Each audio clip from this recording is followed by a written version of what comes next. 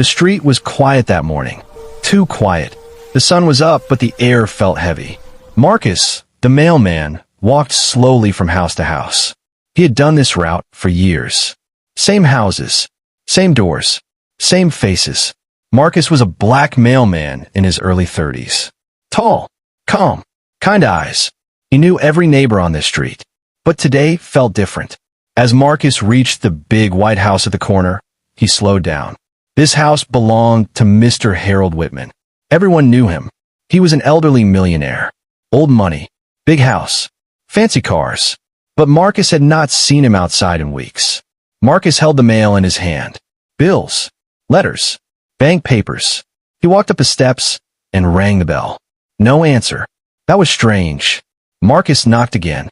Still nothing. Just as Marcus turned to leave, the door opened slowly.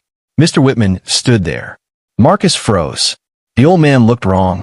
His shoulders were low. His face was pale. His hands were shaking. And then Marcus noticed something that made his stomach turn. There were dark stains on the old man's pants. Not small stains. Not old stains. Fresh stains. Marcus tried to stay calm. "Good morning, sir," Marcus said softly. "You have some mail." Mr. Whitman did not smile. He did not even look Marcus in the eyes. Instead, he quickly grabbed the mail with shaking hands. "Thank you," the old man whispered. His voice was weak, almost scared. Marcus felt a tight feeling in his chest. As Mr. Whitman turned to close the door, Marcus saw something else. The door was not fully closed. There was a small gap. Inside the house, it was dark. Too dark for a sunny morning. Marcus also noticed a smell. A strong smell. Medicine. And something worse. Mr. Whitman tried to shut the door fast, but his hand slipped. For 1 second, Marcus saw inside the house. And what he saw made his heart beat faster. The place was messy. Not normal messy. A chair was knocked over. Papers were on the floor. A glass was broken. This was not the house of a careful, rich man. Marcus stepped back. "Sir," Marcus said carefully, "are you okay?" Mr. Whitman swallowed hard. "I'm fine," he said quickly. Too quickly. His eyes moved left and right, like he was afraid someone was watching. Then he noticed Marcus looking at the stains. The old man's face turned red. He pulled his coat down fast to hide them. I had an accident," he said. But Marcus knew something was wrong. Mr. Whitman had pride, even in old age. This man would never stand outside like this. Never. Marcus nodded slowly. "Well," Marcus said gently, "please take care." Mr. Whitman closed the door. The lock clicked. Marcus stood there. His hands were tight around the mailbag. Something inside him said, "Do not walk away." Marcus looked at the door again. Then he noticed something else. A soft sound. Very soft. Like a cry. Marcus held his breath. The sound came from inside the house. It was quick, then gone. Marcus stepped closer. "Hello," he called. No answer. The street was empty. No cars. No people. Marcus looked at the door handle. Should he leave? This was not his business. He was just a mailman. But his heart would not let him go. He noticed the door was not locked properly. Slowly, Marcus pushed it. The door opened a little. Inside, the air felt cold. Dark shadows covered the walls. Marcus stepped in. "Sir," he whispered. Nothing. Then he heard it again. A weak sound, like someone breathing in pain. Marcus felt fear crawl up his spine. This was not right. Not at all. He took one more step. His foot touched something wet on the floor. Marcus looked down. His eyes widened. His heart dropped. Whatever was happening in this house was serious. Very serious. Marcus reached into his pocket. His phone was there. His hand shook. He looked deeper into the house. And then he saw something that made him stop breathing. Something that would force him to make a decision. A decision that could save a life. Or put his own life in danger. Marcus stood still inside the doorway. The door was open behind him. The bright morning light stayed outside. Inside the house, everything felt heavy. The air was cold. Too cold. Marcus took a slow breath. The smell hit him again. Medicine. Old food. Fear. This house was huge, but it felt small. Like the walls were closing in. "Mr. Whitman?" Marcus whispered. No answer. His footsteps sounded loud on the floor. Each step made his heart beat faster. Marcus looked around. The walls were once beautiful. Now they were dull. Old paintings hung crooked like no one cared anymore. A large family photo sat on a table. The glass was cracked. Marcus stopped and looked closer. Mr. Whitman stood in the photo. Younger, strong, confident, a powerful man. But the man Marcus saw today was not the same. Something happened here. Marcus moved deeper into the house. The living room was a mess. Pill bottles were everywhere. Some open, some empty. A blanket lay on the floor. It was dirty. Marcus bent down and touched it. Cold. He swallowed hard. This isn't right, he whispered to himself. Then he heard it again. A sound. Soft. Weak. Like someone trying not to be heard. Marcus turned toward the hallway. The hallway was dark. Too dark. Only one small light flickered at the end. Marcus hesitated. Every voice in his head told him to leave. Call the police. Get out. But his feet moved forward. Slowly. Carefully. The floor creaked under him. The sound stopped. Marcus froze. Hello, he said again, louder this time. Silence. Then, a cough. Dry. Painful. Marcus felt his chest tighten. Someone was hurt. Very hurt. He followed the sound to a closed door. The door was scratched. Deep scratches. Like fingernails. Marcus stared at them. His hand shook as he reached for the handle. Before he touched it, a voice spoke behind him. Don't go in there. Marcus jumped. His heart nearly stopped. He turned around fast. Mr. Whitman stood at the end of the hallway. His face was pale. His eyes were wide. Fear filled them. Sir, Marcus said, trying to stay calm. You don't look okay. Mr. Whitman shook his head slowly. Please, the old man whispered. Just leave. Marcus noticed something new. Mr. Whitman was limping. Badly. Who was in that room? Marcus asked. Mr. Whitman looked at the door. Then at the floor. Tears filled his eyes. No one, he said, but his voice broke. Marcus stepped closer. Sir, Marcus said softly, someone is hurting you. Mr. Whitman's body shook. He tried to speak. No words came out. Then footsteps echoed from upstairs. Heavy footsteps. Marcus and Mr. Whitman both looked up. The footsteps stopped. Silence again. Mr. Whitman grabbed Marcus's arm. His grip was weak, but desperate. You don't understand, he whispered. If they know you're here, it will get worse. They? Marcus asked. The old man's lips trembled. Before he could answer, a voice came from above. A cold voice. Who's down there? Marcus felt fear rush through him. The voice did not sound kind. It did not sound worried. It sounded angry. Mr. Whitman flinched. Marcus saw it clearly now. The fear. The control. The danger. This is not normal, Marcus thought. The voice came again. Harold. Mr. Whitman squeezed Marcus's arm tighter. Please, he whispered. Go. Marcus looked at the old man. Then he looked at the scratch door. Then he looked at the stairs. Something terrible was happening in this house. And if Marcus left now, it might never stop. The footsteps started coming down. Slow. Heavy. Marcus made a choice. He reached into his pocket and touched his phone. Not yet, but soon. Very soon. Because whatever was coming down those stairs was the reason Mr. Whitman was breaking. And Marcus knew one thing for sure. This house was hiding a secret. A dark one. And someone's life was in danger. Marcus stood still. The heavy footsteps on the stairs were getting closer. Each step sounded slow. Controlled. Marcus could feel it. Whoever was coming down did not rush. They were confident. Too confident. Mr. Whitman's hand trembled on Marcus's arm. Please, the old man whispered again. You have to go. Marcus looked into his eyes. They were not the eyes of a rich man anymore. They were the eyes of someone trapped. Someone broken. The footsteps stopped. Silence filled the house. Marcus knew one thing. If he walked out now, this man might not survive much longer. Marcus gently moved Mr. Whitman's hand away. I'm not leaving, he said quietly. Before the old man could stop him, Marcus turned back to the scratch door. The door shook slightly. A soft sound came from inside. A weak breath. Marcus placed his hand on the handle. It was cold. He turned it slowly. The door opened. What Marcus saw made his body freeze. Inside the room, the light was dim. The curtains were closed. The smell was worse here. Old sweat. Medicine. Pain. A thin mattress lay on the floor. No bed. No comfort. On the mattress was a person. Barely moving. Their wrists were bruised. Their face was pale. Marcus stepped inside without thinking. "Oh my God," he whispered. The person tried to speak, but no sound came out. Marcus knelt beside them. They were alive, but just barely. Marcus turned around fast. Mr. Whitman stood in the hallway, crying silently. "What is this?" Marcus asked. The old man shook his head. "They said it was for my safety," he whispered. "They said I needed help."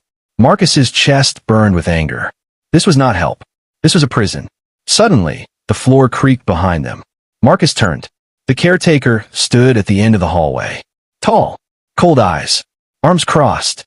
"You weren't supposed to go in there," the caretaker said. His voice was calm. Too calm. Marcus stood up slowly. "Someone is hurt," Marcus said. "They need help now." The caretaker smiled slightly. "They're fine," he replied. "Mind your business." Marcus stepped in front of the door. "This is my business now," he said. The caretaker's smile disappeared. "You don't know who you're dealing with," the caretaker said. "This man signed everything over to me." Mr. Whitman cried out.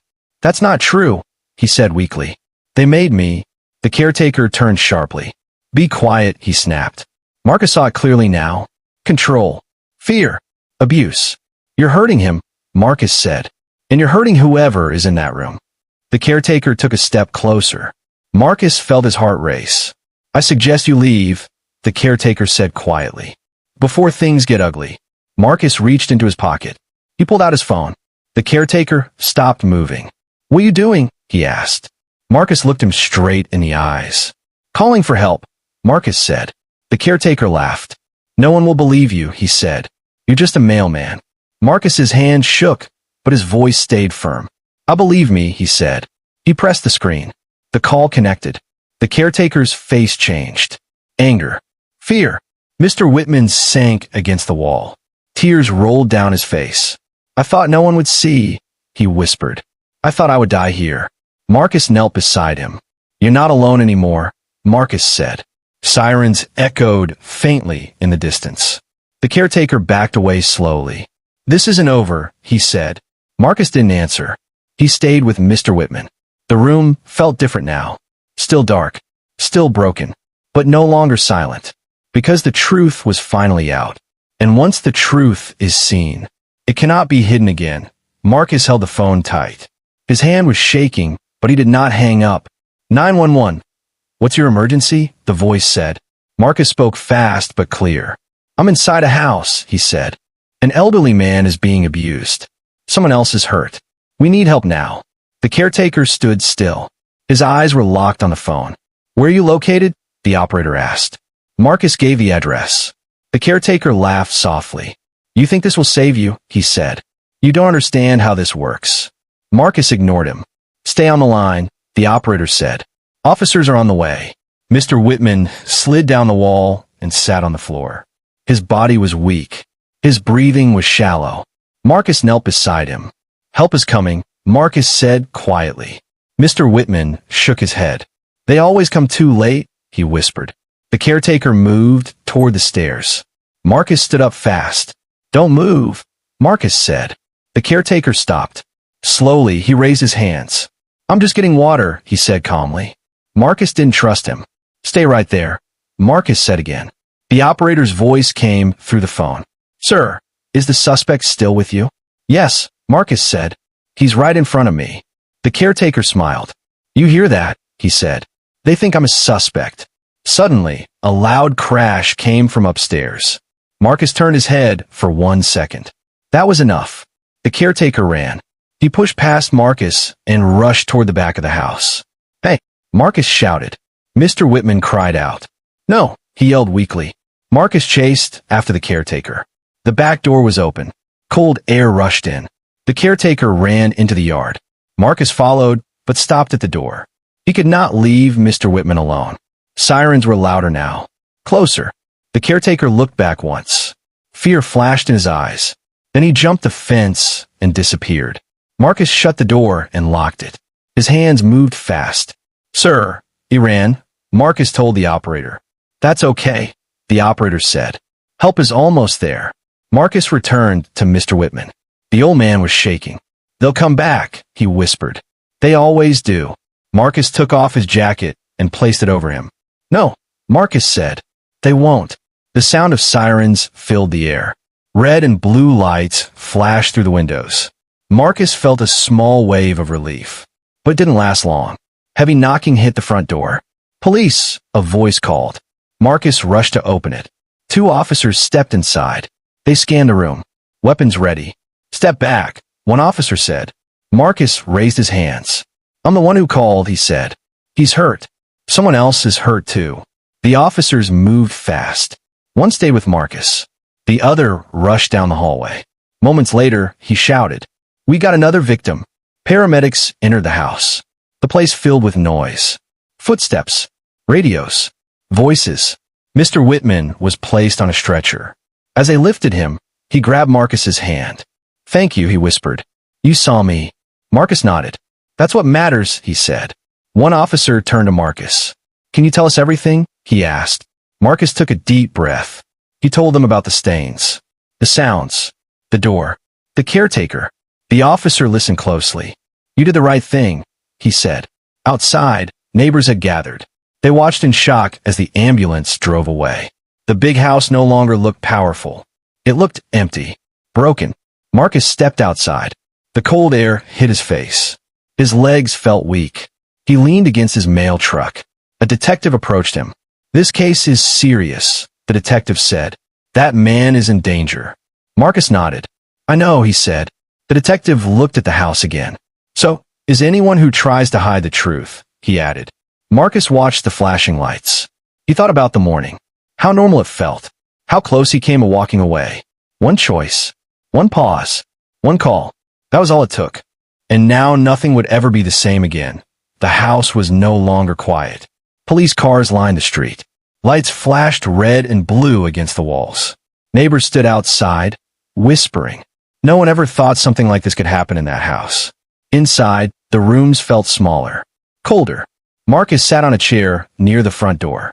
His mail bag rested on the floor beside him. His hand was still shaking. A police officer handed him a bottle of water. Take your time, the officer said. Marcus nodded and took a small sip. Across the room, detectives moved carefully. They took photos. They wrote notes. They spoke in low voices. Every corner of the house told a story now. A dark one. A detective walked toward Marcus. He was older, calm, serious eyes. I'm Detective Lewis, he said. I need you to tell me everything again. Marcus took a deep breath. He spoke slowly. He talked about the stains, the fear in Mr. Whitman's eyes, the sounds in the house. He explained how the caretaker tried to stop him. Detective Lewis listened closely. When Marcus finished, the detective nodded. You saved a life today, he said. Marcus looked down. I just couldn't walk away, he replied. A loud voice came from outside. Everyone turned. The caretaker had been caught. 2 officers walked him inside in handcuffs. The man looked different now. No might. No control. Just anger. He saw Marcus and stopped walking. You think you're a hero? The caretaker snapped. You ruined everything. Marcus stood up slowly. No, Marcus said. You ruined it. The caretaker laughed bitterly. He signed everything, the man shouted. He gave me permission. Detective Lewis stepped forward. That's not what we found, he said. The caretaker's face changed. What do you mean, he asked. The detective held up a folder. Fake signatures, he said. Illegal transfers. Abuse. The caretaker's voice dropped. That old man is confused, he said. Detective Lewis shook his head. He was scared, he replied. There's a difference. The caretaker tried to speak again. An officer pulled him away. You'll explain it in court, the officer said. As the caretaker was taken out, the house felt lighter. I could finally breathe. Marcus stepped outside. The night air was cold. An ambulance siren echoed far away. Mr. Whitman was already at the hospital. Alive. Safe. A young woman stood near the sidewalk. She was crying. Are you Marcus? She asked. Marcus nodded. She rushed forward and hugged him. Thank you, she said through tears. That's my grandfather. Marcus froze. He slowly returned the hug. I didn't know, he said. She wiped her eyes. We didn't know either, she replied. He stopped answering our calls. Her voice broke. If you didn't come today, she couldn't finish the sentence. Marcus looked back at the house. That big, rich house. It almost became a prison. Detective Lewis walked over. "The caretaker won't be coming back," he said, "and we'll make sure your grandfather is protected." The woman nodded. Relief washed over her face. Later that night, Marcus sat alone in his mail truck. He stared at the steering wheel. His heart still felt heavy. He thought about Mr. Whitman's eyes, the fear, the silence, how close it all came to staying hidden. Marcus realized something. Evil does not always shout. Sometimes it whispers, and most people walk past it. Marcus didn't. His phone buzzed. A message from an unknown number. "Thank you for seeing me." Marcus smiled softly. Outside, the police lights faded. The street returned to quiet. But Marcus knew the truth now. Sometimes, being brave is not about strength. It's about stopping, looking, and refusing to walk away. The hospital room was quiet. Machines beeped softly. White walls. Clean air. Mr. Harold Whitman lay on the bed. He looked smaller now. Not like a millionaire. Just an old man. Marcus stood near the door. He did not want to disturb him. But Mr. Whitman opened his eyes and saw him. "Marcus," the old man said softly. Marcus stepped closer. "How are you feeling, sir?" he asked. Mr. Whitman smiled weakly. "Alive," he replied. "Because of you." Marcus shook his head. "I just did what anyone should," he said. Mr. Whitman let out a quiet laugh. "No," he said. "Most people walk away." Silence filled the room for a moment. Then Mr. Whitman spoke again. "Do you know how I made my money?" he asked. Marcus hesitated. "No, sir," he said. Mr. Whitman looked at the ceiling. "I started with nothing," he said. "No family money. No help." He paused. "I worked every day. Long hours. Hard days." Marcus listened quietly. "I built everything myself," the old man continued. "And I trusted the wrong people." His eyes filled with tears. "I thought money would protect me," he said. "But when I became weak, it trapped me." Marcus felt a tight feeling in his chest. Mr. Whitman turned his head slowly. "They controlled my food," he said. "My medicine. My phone." His voice shook. "They told me my family didn't care." Marcus clenched his fists. "That's not true," he said. Mr. Whitman nodded. "I know that now." A nurse entered the room. She smiled at Marcus. "He's getting stronger," she said. "Thanks to you." Marcus nodded politely. As the nurse left, Mr. Whitman reached out. Marcus took his hand.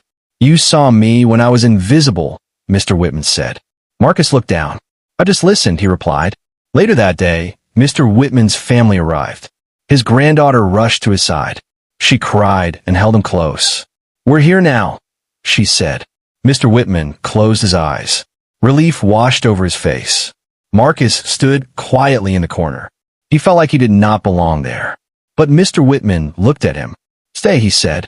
So Marcus stayed. Over the next few days, Marcus visited often. He brought fresh fruit, newspapers, simple company. They talked about small things. Weather, work, life. One afternoon, Mr. Whitman spoke again. "I want to make things right," he said. Marcus raised his eyebrows. "What do you mean?" he asked. Mr. Whitman looked serious. "I want to protect others like me," he said. "Old, alone, forgotten." Marcus nodded. "That matters," he said. Mr. Whitman smiled. "You reminded me who I am," he said. Outside the hospital window, the sun set. Marcus checked the time. "I should go," he said. Mr. Whitman nodded slowly. Before Marcus left, the old man spoke once more. "Marcus," he said. "Yes, sir. I owe you my life," Mr. Whitman said. "But more than that, you gave me my voice back." Marcus swallowed hard. "That means a lot," he said. As Marcus walked out of the hospital, he felt different, tired, but lighter. He realized something important. Kindness does not need power. It needs courage. And sometimes, one person noticing another is enough to change everything. The street looked normal again. Same houses, same sidewalks, same quiet mornings. Marcus walked his mail route like always. But something inside him had changed. People smiled at him more now. Some waved. They did not know the full story, but they felt something. Across town, Mr. Harold Whitman sat by a large window. Sunlight touched his face. He was home again. Not the old house. A new place. Safe. Bright. His family was with him now. The past weeks had changed him too. The old man was no longer silent. He spoke more. He laughed more. One afternoon, Mr. Whitman asked his granddaughter to make a call. "Call Marcus," he said. Marcus received the message at work. He hesitated. Then he went. When Marcus arrived, he was surprised. The place was not fancy. No guards. No big gates. Just peace. Mr. Whitman smiled when he saw him. "Come in," he said. They sat at a small table. 2 cups of tea between them. "I've been thinking," Mr. Whitman said. Marcus listened. "I spent my life chasing money," the old man continued, "and almost lost my life because of it." He looked at Marcus. "You reminded me what matters." Mr. Whitman slid an envelope across the table. Marcus looked at it. "I can't take this," Marcus said. Mr. Whitman smiled. "Open it," he said. Inside was not a check. It was a letter. Marcus read slowly. The letter talked about respect, about courage, about doing the right thing. At the bottom was a signature and a promise. Mr. Whitman had started a foundation, a small one. It would help elderly people who lived alone. The first board member was Marcus. "I don't understand," Marcus said. "You do," Mr. Whitman replied. "You saw me when no one else did." Marcus's eyes filled with tears. "I'm just a mailman," he said. Mr. Whitman shook his head. "No," he said. "You're a guardian." Months passed. The foundation helped many people. Social workers, regular check-ins, protection. Marcus still delivered mail. But now he noticed more. He listened more. He stopped more. One morning, Marcus passed the old White House. It was empty. For sale. He looked at it for a moment. Then he walked on. Later that day, Marcus received another message. Mr. Whitman wanted to see him again. This time, they walked together. Slowly, 2 men from different worlds, connected by one moment. "I was invisible," Mr. Whitman said, "until you looked." Marcus smiled. "I was just doing my job," he replied. Mr. Whitman stopped walking. "No," he said. "You did more." He placed a hand on Marcus's shoulder. "You reminded me that life is not about what you own," he said. "It's about who shows up." The sun began to set. Golden light filled the street. Marcus helped Mr. Whitman sit. They watched the sky change colors. In that quiet moment, Marcus understood something. Courage is simple. It's a pause, a question, a choice. The story did not end with sirens, or money, or fame. It ended with respect, with kindness, with one man refusing to walk away. And because of that, 2 lives were changed forever.